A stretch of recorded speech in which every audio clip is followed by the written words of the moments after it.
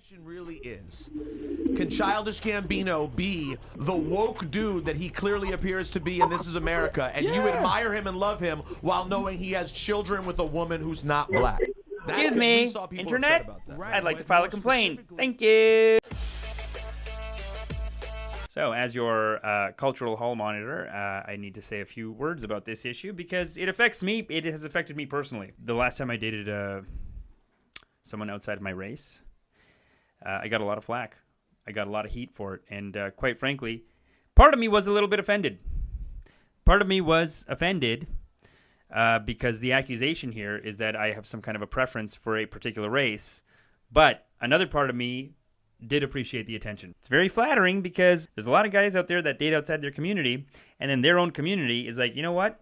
Take them. It's an issue, though. I understand the issue. I understand both sides of the issue. There's a lot of shadeism. I think what people don't understand here, a lot of shadeism. I lived in India for a while, and there's like $1 billion skin whitening cream industry, and the ads are incredible. And so in the community, it doesn't look good. How does it look in the community? You know, if everyone's just dating outside the culture, outside the community, people in the community, they got to say something. They got to give you a hard time. They got to give you an excuse me and be like, hey, what's wrong with our girls? I mean, it's not like I get to choose, you know? Just whatever comes through, you got to take it. I mean, look, this is my bedroom. People wake up here, they don't feel good sometimes. Like people my age, they don't feel good waking up here. They wake up and they're like a little bit sad even sometimes. This is a Sunday. You think you had a good time. You think you had fun. Okay. Monday, Tuesday, you don't get a response. By Wednesday, I just send them like a, hey, keep supporting live comedy. Okay, so one guy on Hot 97 called in with a very interesting conspiracy theory. What these artists and these athletes have to understand that the white woman is the insurance policy.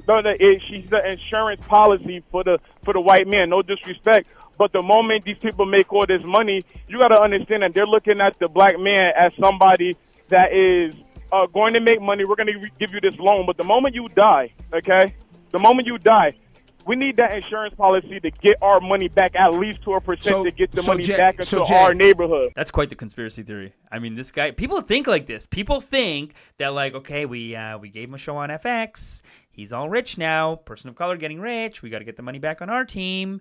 Who owns FX? Well, we got Rupert Murdoch, his third cousin's niece's cousin. She knows a girl, white, and related to the family. We can send her in early, get them married. We can pull that money back into our community. But I do understand, like, the shadeism. Shadeism is a real issue, man. I mean, I'm obsessed with television. I grew up watching American television. When I was 5, I was in love with this girl. 10, in love with this girl. 12, in love with, curveball. I think Lisa's better than Kelly. I'm talking about Saved by the Bell. Anyway, but the point is that there is this issue of maybe we're getting brainwashed to think being whiter is hotter.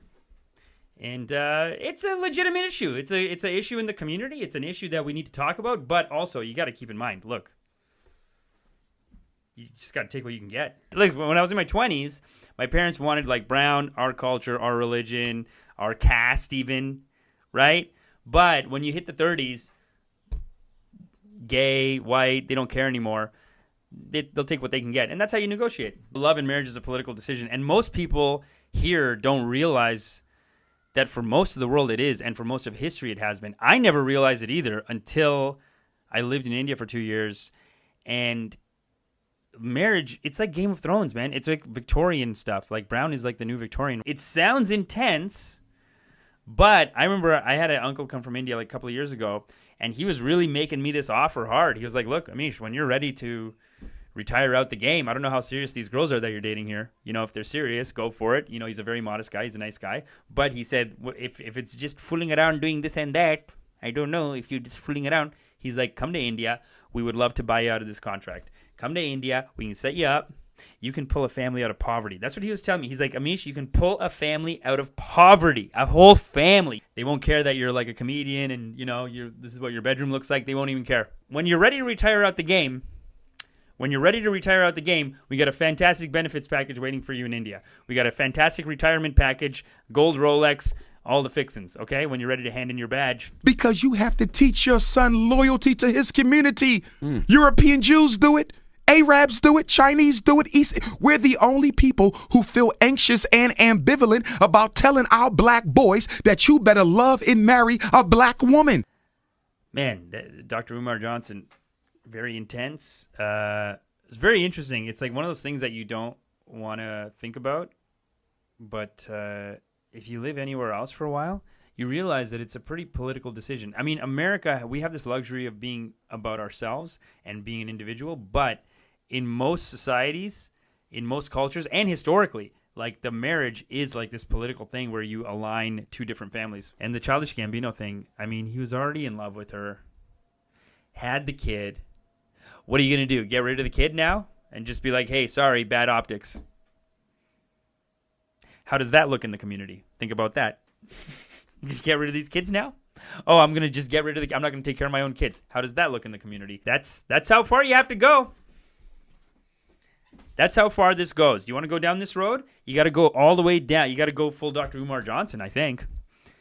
I don't think you can go halfway on this. I mean, that's how far. We're talking about tribalism, segregation. You stick to your own kind. You got like a white nationalist movement saying stick to your own kind. I got my family from India saying stick to your own kind. You got your Dr. Umar Johnson, your woke crowd saying stick to your own kind. I got a trilateral stick to your own kind here. What's the point in having all this freedom? You're just going to go get married and have kids when you're 20 to whoever your mom told you. The whole point of coming over here, look, you pay your taxes, you're born and raised here. You got to use that freedom. Okay? If you choose to stay within your own race, you have the support of the community. Fully support you, even if you're white. Look, a lot of people give you a hard time about that. I support you. Just don't write in the profile, don't put whites only. There's nothing more creepy than a guy who's like, I'll take anything white. White, I'll take it. And I'll say this. This is a community. Okay, I'm going to have to say that I'm full, as much as I'm against the Shadeism, I will have to say that this is a community, and I think we all just need to like mix up now. I'm really on the side of mixing it up and fading to brown. I think everyone should be brown. I'm a brown supremacist. Did you think about that?